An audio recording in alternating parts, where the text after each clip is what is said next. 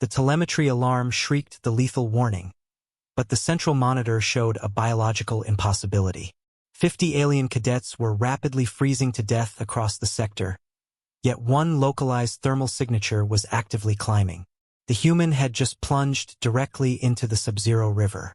If you wish to understand the mechanics of this impossible heat, you must look closely at the frozen wasteland that forged them.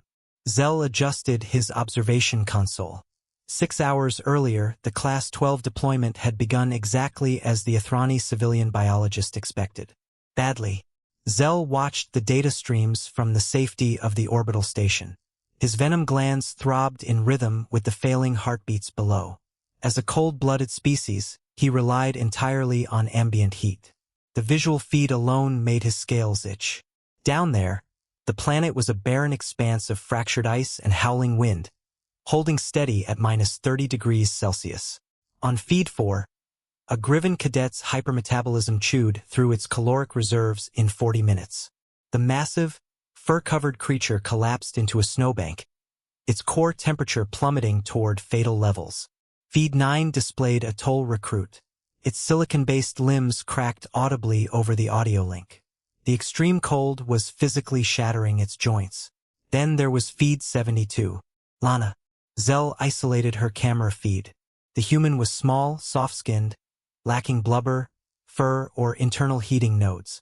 By all known biological metrics, her core temperature should have crashed within 12 minutes of the drop.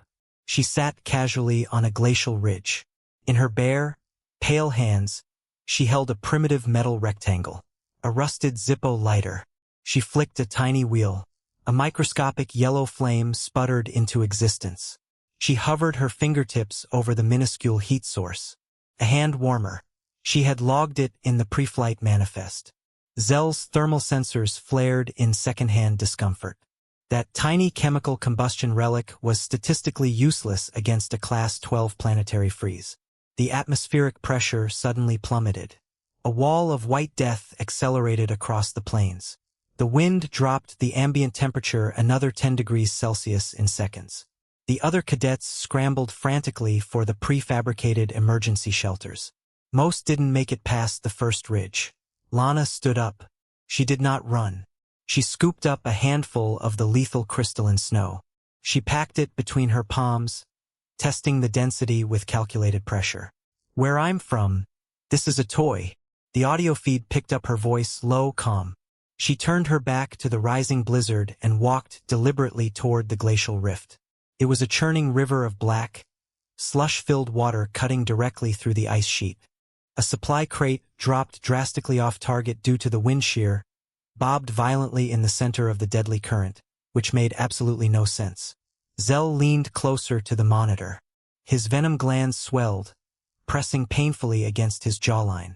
No species would willingly approach liquid water in these conditions. Lana reached the jagged riverbank. Instead of activating her emergency extraction beacon, she began to undress. This was a documented physiological response to terminal hypothermia. Paradoxical undressing.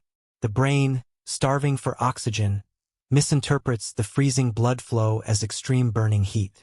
The victim strips, accelerating their own death. But her movements lacked the frantic, uncoordinated tearing typical of terminal cognitive decline. She removed her heavy thermal jacket. She didn't throw it aside into the snow. She smoothed the fabric. She matched the seams. She folded it into a perfectly neat square. She placed it carefully atop a high, dry rock, ensuring it was entirely shielded from the biting wind. She stepped out of her heavy boots. Her bare feet touched the glacial ice. Zell checked her biometric telemetry, expecting system failure. Her heart rate was consciously slowing down. She was dropping her own beats per minute, suppressing her body's natural panic response through sheer neurological control. She stepped off the ice shelf and into the black water. The monitoring station's alarms triggered instantly. A lethal shock to the cardiovascular system was imminent. The water temperature was near absolute freezing, bordering on a liquid state. She didn't gasp. She swam.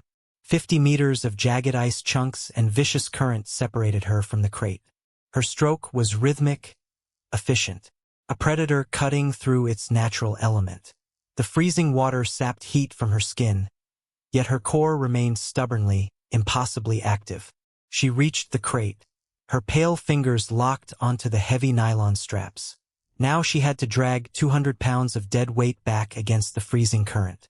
She kicked, her muscles burning oxygen at an astronomical rate. Zell watched the data feed. The human body was an engine. It required friction to maintain operation. In the crushing cold of the river, her biology initiated a massive, violent counteroffensive. Her muscles contracted involuntarily, shivering.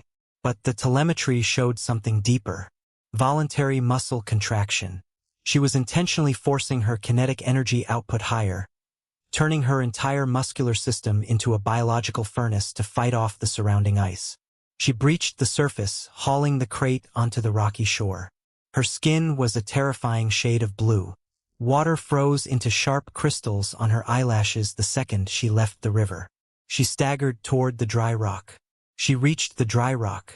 Her trembling hands found the folded jacket. The fabric was completely dry. She pulled it over her wet shoulders, immediately trapping the massive wave of heat her overclocked muscles were radiating. She dragged the heavy crate toward a deep snowdrift. With brutal efficiency, she began carving blocks of dense ice using the crate's metal latch. She stacked them in a tight, overlapping circle, angling the walls inward. She sealed the gaps with loose powder, letting the ambient moisture freeze the structure into a solid barrier. Inside the pitch-black dome, Lana sat cross-legged. She flicked the rusted Zippo lighter. A spark illuminated the dark. She sighed in mild annoyance, holding the microscopic flame under a tin cup, patiently waiting for a handful of ice to melt. Zell stared at the biometric readout as the structural reality of her shelter became clear to the observation deck. She had not built a barrier against the cold. She had constructed a thermodynamic reflection chamber. The compressed crystalline snow, deadly in the open wind, contained billions of microscopic air pockets that acted as a flawless insulator against the Class 12 winds. Inside that dome, her dense human biology became a biological furnace. Coming from a death world with an atmospheric weight of 5.15 times 10 superscript 1 kg, her muscular density was unparalleled. She was shedding massive amounts of kinetic heat, and the packed snow was trapping every single joule of it within the tiny, isolated space. The storm hit its absolute peak. Emergency extraction teams pulled the 50 failing cadets from the ice, hauling their rigid bodies into atmospheric shuttles. In the orbital medbay, Kalen, a 17-cycle recruit, lay wrapped in thick thermal foil. His lower left silicon appendage was fractured in 3 distinct places. The internal fluids had crystallized. He wept freezing tears, his optical sensors glued to the overhead monitor, displaying the human's perfectly stable vitals. A senior biologist next to Zell leaned over the primary console. "Everything about that planet should have killed them," he whispered. Zell activated the direct comm link to the surface. The audio cut through the howling wind. "Human Lana, how did your species survive your home world?" A low hum vibrated through the channel. Her vocal cords were oscillating between 85 and 110 hertz. It wasn't a biological glitch. It was a conscious technique, generating microvibrations in her chest cavity and maintaining a steady, rhythmic breathing pattern to preserve lung temperature. "Barely," she replied. Zell closed the channel. He opened the official expedition registry. He typed deliberately into the archive. "On this day, I finally understood. The human is a machine that refuses to die." Centuries later, the grand archive display case hummed with temperature-controlled air. A single rusted metal rectangle rested on a dark velvet pedestal. Deep grooves scarred the casing where pale fingers had gripped it. Behind the glass, a holographic loop played in total silence. Stark white snow blinded the monitor screens.